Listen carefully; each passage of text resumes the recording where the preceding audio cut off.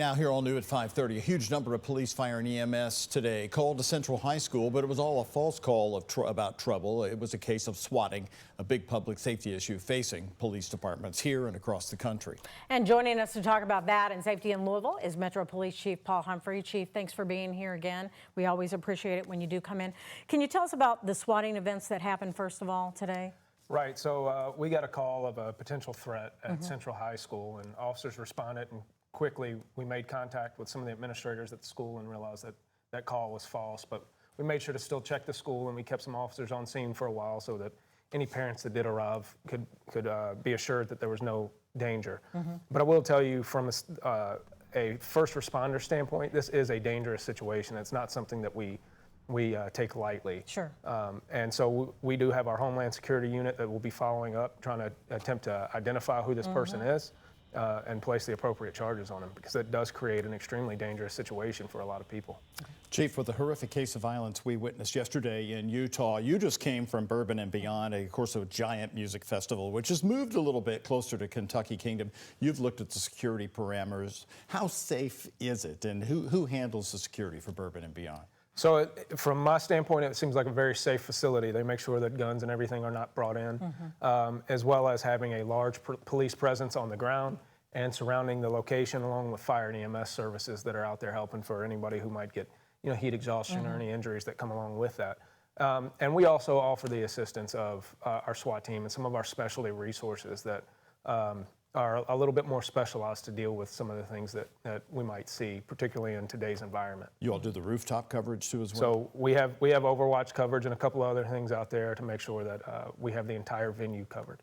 Yes, sir. And also with yesterday's situation, there weren't bag checks, things like that at the university. That's certainly not the situation, as you mentioned, here with Bourbon Beyond. So. Correct, and so I think they have a clear bag policy, and they make sure that it's safe as possible out there. A group of Republicans from the Metro Council came out with a Safer Louisville plan. One thing that caught my eye was they want to add state police patrols to Jefferson County interstate roadways, and we asked the governor about that today. Isaiah Kim Martinez did today, and he said that's something we've discussed. We would like to be a good partner to all local law enforcement units, but he said he's talking about they'd like to help for the long term. What's your opinion of that, about adding state police to Louisville's highways? And we've discussed that as well, and I think when you look at the number of traffic fatalities, none of us like to get traffic tickets, but there is a direct correlation between the number of speeding tickets we write and the number of traffic fatalities. And so anytime that we can get some help on the interstates to slow people down, that not only reduces the number of traffic fatalities, but it frees up our traffic unit to be able to enforce traffic and speeding conditions in other parts of the city.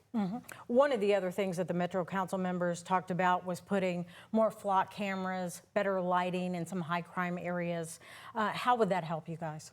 So those are all part of things that align perfectly with our crime plan and the Safer Louisville plan.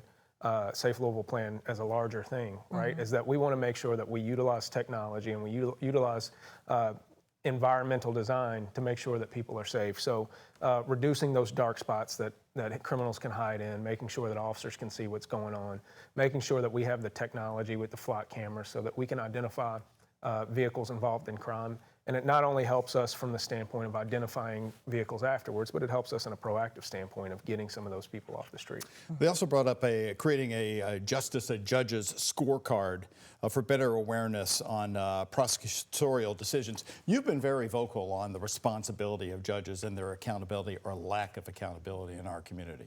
Well, I think the criminal justice system all has to work together, and so we all have a role to make sure that we're doing our job as well as possible and that we're transparent in making sure that everybody in the public understands the job that the public safety system does. And so my focus is on how can LMPD do our job the best and give the judges the best information to make the right decisions to keep people safe. And so I think this is an effort towards contributing to that level of transparency throughout the justice system.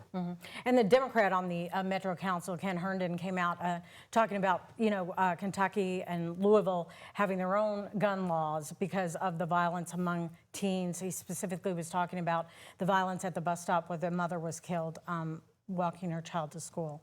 Your thoughts on that?